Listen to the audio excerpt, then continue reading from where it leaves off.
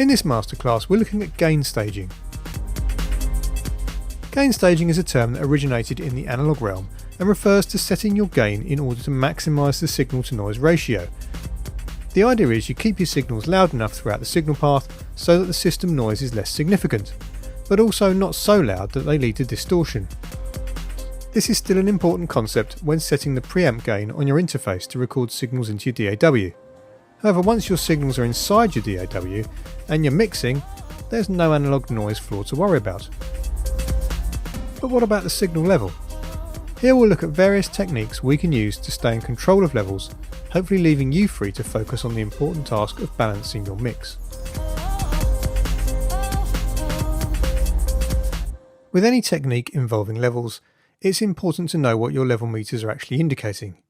Here we've selected pre-fader metering. This shows us the level after any plugin inserts and makes sure our fader side meters aren't influenced by the fader level. If you have a simple session with a handful of tracks, then you may be able to balance them without the master output overloading. However, if those tracks contain normalized audio like we have here, then you immediately need to turn things down. However, what you'll find is that the faders have better precision and are therefore easier to use at or around the 0 dB point, so if you turn them all down, you're already limiting your functionality. But what about when you add plugins?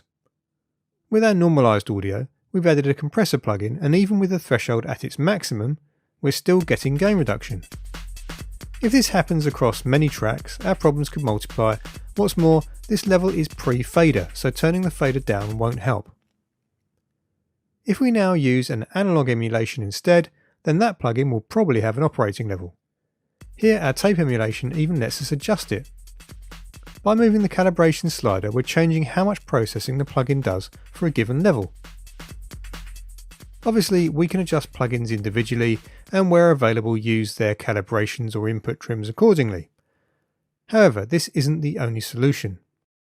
A basic volume plugin inserted as the first track insert is a simple universal solution we can use on all tracks if required.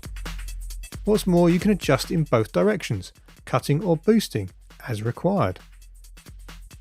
But we have some other options as well. For audio tracks, many DAWs include clip or region trim. Here we've drastically reduced the level of our normalized loop.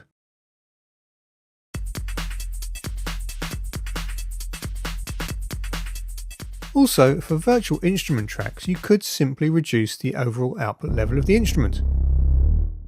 All three solutions are at source, leaving you better placed to manage the levels within your plugin inserts. Unfortunately, there's no operating level standard for plugins, and developer recommendations vary from about -10 dB to about -20 dB full scale. However, most of them do list suggested levels. Using the gain options above, adjust your track sources accordingly, and if the plugins have no meters, use your fader side meters so that peak levels match the suggested levels for the plugins. Roll out this technique across all your tracks, and if you have multiple level sensitive plugins in series, be mindful of their relative levels. Adjust the output level on the previous plugin in the chain to hit the required input level for the next. Using this technique should achieve reliable operating levels across your plugins. However, if your mix has many tracks, you may find as your mix progresses, you still end up with an overloaded master output. One solution is to add identical gain cut plugins to all tracks, or if available, group all faders to a VCA and turn that down.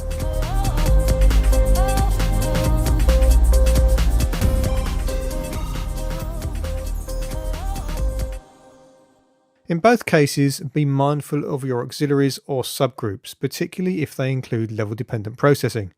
And this can get quite fiddly, but one example would be on a bust subgroup. Here, if you add an additional gain stage, you only need to add a plugin on the bus, not on all the channels sending to it. Finally, use a gain plugin in the master output chain.